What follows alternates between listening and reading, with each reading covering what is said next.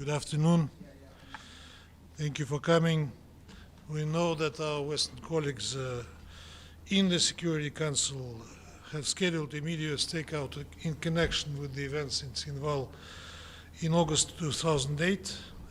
Before they will try to impose on you the Western interpretation of those events, we would like to provide you with an objective assessment.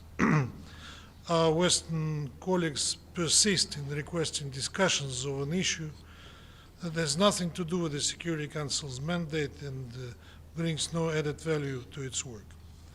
In August 2008, the residents of Tskhinval were attacked by the Georgian military of the madman Saakashvili regime. An armed assault against South Ossetia cynically violated an international agreements on the peaceful settlement of the conflict between Georgia and South Ossetia.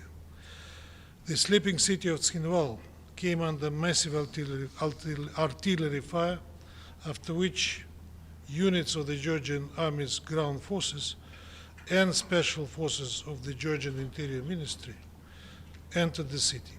At the same time, an attack was launched against the positions of the Russian peacekeepers. These criminal acts resulted in numerous casualties among the residents of South Ossetia and Russian military personnel. The unprovoked and carefully planned nature of the Georgian aggression was later officially confirmed in the report of the independent international fact-finding mission on the conflict in Georgia, established under the auspices of the European Union and headed by a Swiss diplomat, Heidi Talevini. Recently, a domestic political scandal erupted in Georgia following a statement by former Defense Minister Georgi Boramidze, who was an associate of Mr. Saakashvili and by no means a dove of peace. He spoke about war crimes committed by the Georgian side during the conflict in Abkhazia in the early 90s, saying that the Georgians took no prisoners. Given the continued direct threats to the lives of Russian citizens in South Ossetia, the Russian leadership, acting in accordance with Article 51 of the UN Charter, decided to launch an operation to compel the Georgian side to make peace. This also saved the South Ossetian people from being eliminated. Having these same objectives in mind, our country recognized the independence of Abkhazia and South Ossetia on August 26, 2008. This is fully in line with the aspirations of their peoples, and Russia's cooperation with Abkhazia and South Ossetia serves as a stabilizing factor in the South Caucasus. In October 2008, a new negotiating format was launched. That is the Geneva International Discussions on Security and Stability in the South Caucasus. This format replaced the mechanisms for the settlement of the Georgian Abkhaz and Georgian South Ossetian conflicts, which collapsed as a result of the aggression. The principal objective of the Geneva International Discussions was to ensure the security of Abkhazia and South Ossetia by maintaining direct dialogue between the two republics and the Georgian side. This format and its mechanisms for interaction between the parties helped in recent years to maintain a relative calm along the Georgian, Abkhaz, and Georgian South Ossetian borders and to minimize the risks of an escalation of tensions on the ground. What should remain an absolute priority on the agenda of the international discussions of the South Caucasus is the conclusion of a legally binding agreement on the non-use of force between Tbilisi, Sukhum, and Tskhinval, as well as the launch of the process of border delimitation, followed by demarcation. This is imperative. Without resolving these practical issues, it will be impossible to ensure lasting peace and stability in the South Caucasus. At the same time, we regret to note that these remain factors affecting the Geneva, there remain factors affecting the Geneva negotiating process and posing a genuine threat to security in the entire South Caucasus region. One such factor is the confrontational course pursued by the Georgian side, which seeks to use the platforms of various international organizations to discredit Russia and isolate Abkhazia and South Ossetia. The United Nations is no exception.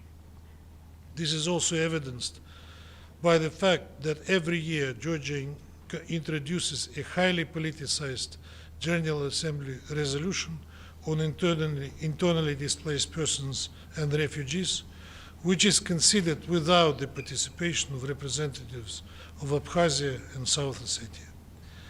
Nor can we accept our colleagues' hypocritical statements about human rights in the region. It is precisely due to Western sanctions that the residents of Abkhazia and South Ossetia find themselves isolated. We would also like to warn some of our colleagues against advancing a distinctive agenda on the Georgian track. Attempts by the EU to interfere in the country's domestic political situation, as well as to drag Tbilisi into NATO, will not lead to anything good. Georgia's current pragmatic leadership is well aware of this. Russia is guided by the interests of preserving and strengthening security in the region. We stand ready to continue engaging with those who care about the fate of the South Caucasus. We are also prepared to provide comprehensive assistance in promoting dialogue between Tbilisi, Sukhum, and Tskhinval, with a view of establishing lasting peace and resolving the problems in the region they all share. Thank you. When you ask questions, use the microphone, please, and after you will pass it to anyone else. Yeah, thank you. Let's start with you. Do you want to go first? Okay, Ambassador, thank you. I have a little bit broader question, but it relates to what you're talking about, I think. The purpose of the Security Council when it was set up, as you well know better than anyone, was the maintenance of international peace and security. That's the Council's job, as you well know. My question is, the Council has come under a lot of criticism, especially in recent years, of being deadlocked, and that great powers are using the Council in various different ways. Do you see it that way, and do you see this, what you're bringing up today, as an example of this? We discussed this issue many times over, and I think that the deadlock you referred to in the Security Council is the reflection and a derivative of the geopolitics that we are facing today. This is one of the issues which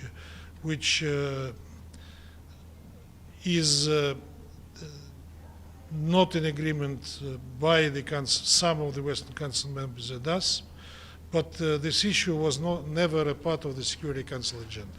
That's why we think that bringing it to the Council, even in the form of the AOB, as our colleagues wanted today, is excessive and will not lead to the solution, because the format in which the solution can be found exists. What is lacking is the political will by some of the parties. Thank you, Mr. Ambassador. Edith Lederer from the Associated Press. Of course, one of the peace and security issues that the Council has not addressed is the ongoing war in Iran. And I wonder if Russia bilaterally, which has relations with Iran, is putting any pressure on the Iranian government to try and resume negotiations and bring that war to an end. Russia, as a matter of principle, does not put any pressure on anybody, be it Iran or any other country. Iran is a sovereign nation. They decide for themselves. We discussed that issue too, and we know that the genesis of the conflict is not in what Iran did or what it didn't do, but at the reckless and unprovoked aggression that U.S. waged against Iran. And I don't think that it is Iran that withdrew from fulfilling the agreements that were reached between U.S. and Iran. with the help of the mediators. So I don't think that we have to blame Iran for this, but the issue is being discussed in the Council. It didn't happen this year, but I'm sure we will address it. We will address it in the course of the month. Thank you, Mr. Ambassador. This is Namo Abdullah with Rudao. One question. Yesterday, your U.S. colleague at the Security Council accused the President of the General Assembly of overstepping her authority. I just wonder if you share her criticism when it comes to the selection of the Secretary General, and more broadly,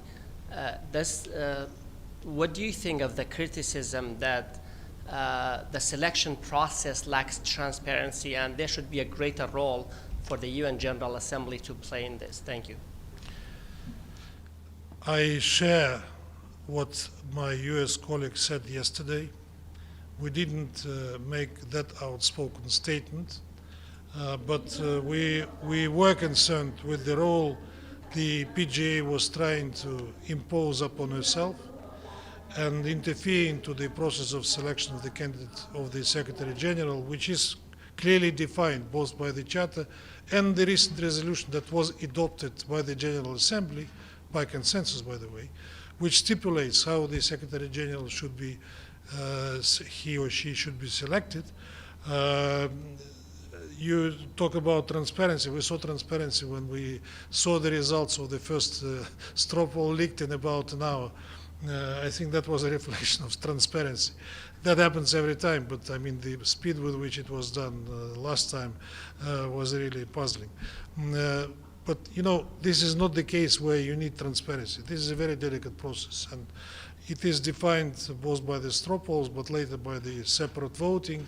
And if you tell now transparently who one side or another is supporting, you will hurt perhaps the chances of some of the candidates. So it should be quite discreet, like it used to be all the time in the history of the United Nations. Hi, this is Dulce Leinbach from Past Blue. Pursuant to that topic, so do you feel that General Assembly dialogue with candidates is necessary or not an imperative? The dialogue is important because it allows membership to understand what one or another candidate is up to, what his or her program is, and receive a broad understanding who we are selecting. The question is that all of the candidates, when speaking to the General Assembly, I would not say they are vague, but I mean they will be delivering messages that would heed most of the that would be acceptable and receptive by most of the membership. That we will not be able to really distinguish exactly how she or he will conduct his or her business when selected and elected Secretary General. But the dialogues are important, I agree. And that is provided by the resolution as well. So the Security Council dialogues, the private dialogues you're having, are they more useful than the General Assembly dialogues? Well, they are both useful, and we indeed had dialogues with all the candidates, today with the two, Ambassador Tuno and Yvonne Baki. They are important. They help you to understand the position of candidates, and also to assess the capacity and ability of this or another candidate to be a Secretary General. I do not compare these dialogues and range them by their importance. They are both formats are important. Continuing with the theme of candidates, so how do you think can the UN be the platform for Ukraine crisis resolution under new? Could you please come back to it? Can the candidate? Yeah. So now there is a process of choosing the new Secretary General? And do you think that under new Secretary General, given his neutrality, the UN can be the platform for Ukraine crisis resolution? Well,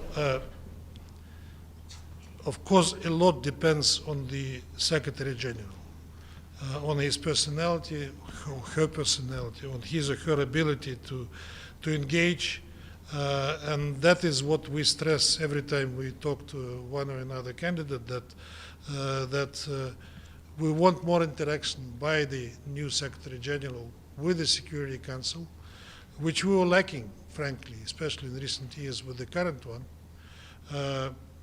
We would like her or him to be more involved in crisis resolution, but for that, this newly elected Secretary General should be willing to engage in, with perhaps sometimes a threat that he or she might not be successful.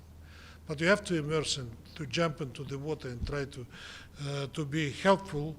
It was like with Kofi Annan, who was bold enough to go to a crisis without being assured that he would be able to resolve it.